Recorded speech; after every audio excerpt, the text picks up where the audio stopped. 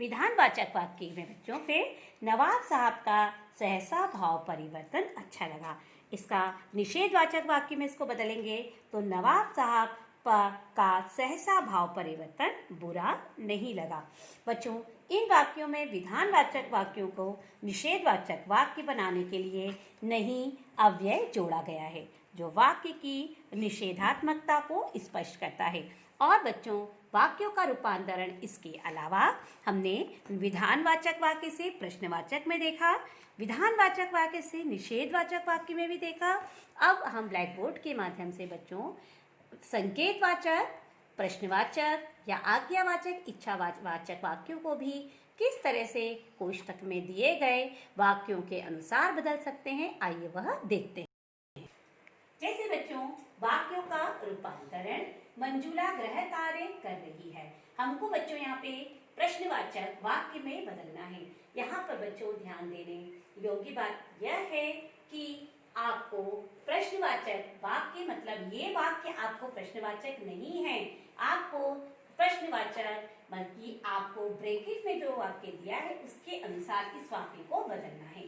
जैसे मंजूला गृह कार्य कर रही है तो इसको हमको बदलना है, क्या कोष्टक में दिया है प्रश्नवाचक।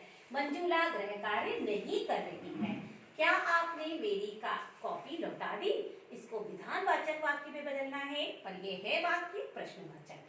तो आपने मेरी कॉपी लौटा दी, वह पढ़ रहा है, इसको आपको संकेतवाचक में बदलना है बच्चों, यदि वह पढ़ेगा तो सफल होगा।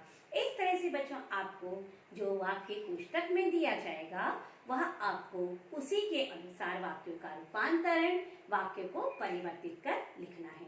यह बच्चों आपको 3 नंबर में, 2 नंबर में भी परीक्षा में पूछा जा सकता है।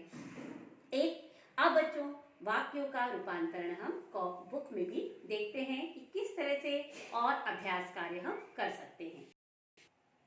जैसे बच्चों क्वेश्चन आता है, निर्देशानुसार वाक्य परिवर्तित कीजिए, जो ब्रैकेट में दिया होगा। जैसे राधिका को मधुर गाने पर पुरस्कार मिला, इसको आपको बदलना है संकेतवाचक वाक्य में, तो राधिका ने मधुर गाना गाया अतः उसे पुरस्कार मिला।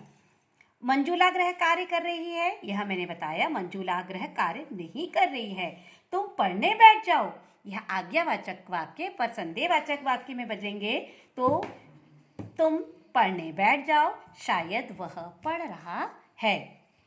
अब आपको वह चीनी किला कितना किला पुराना है, निषेधवाचक, यह चीनी किला बहुत पुराना नहीं है। इस तरह से बच्चों जो भी वाक्य आपको ब्रैकेट में दिए जाएंगे उसके अनुसार आपको निर्देशानुसार वाक्य बदलना होगा। इस तरह का प्रश्न आ सकता है, एग्जाम में पूछा जाता है, या अर्थ के आधार पर निम्नलिखित वाक्यों को पहचान कर उनके भेद लिखिए। जैसे राम ने भोजन नहीं किया, यह आपको बताना है कि यह अर्थ के आधार पर यह वाक्य कौन सा है। इसका उत्तर होगा निषेधवाचक वाक्य। वाह कितना सुंदर स्थान है, विस्मयवाचक वाक्य। यदि वर्षा होती तो फसल अच्छी होती, संकेतवाचक वाक्य। भगवान आपका भला करे, यह आपकी इच्छा बता रहा है तो यहाँ पे इच्छावाचक वाक्य होगा। मैंने आज गृह कार्य नहीं किया, नहीं आ गया तो निषेधवाचक वाक्य। धूप में मत खेलो, निषेधवाचक वाक्य। सूर्य पूर्व से निकलता है, विधानवाचक वाक्य। आप जा सकते हैं, इस तरह से आज्ञावाचक वाक्य। इस तरह से बच्चों आपको अर्थ के आधार पर वाक्य भेद भी पूछा जा सकता है, पहचानना होगा, और निर्देशानुसार वाक्य परिवर्तित भी करने का प्रश्न पूछा जा सकता है। मैं आपको इसके और भी अभ्यास कार्य PDF के माध्यम से भेजूंगी, जिसे आप अपनी हिंदी ग्रामर नोटबुक के अंतर्गत लिखेंगे। आशा है बच्चों आपको आज अर्थ के आधार पर संकेतवाचक वाक्य समझ में आया होगा, और वाक्य के अंतर्गत वाक्यों का रूपांतरण, वाक्य परिवर्तन कैसे किया जाता है वह भी आपको स्पष्ट हो। 2 प्रकार के प्रश्न मैंने बताए कि आपको परीक्षा में इस विषय के अंतर्गत पूछे जा सकते हैं।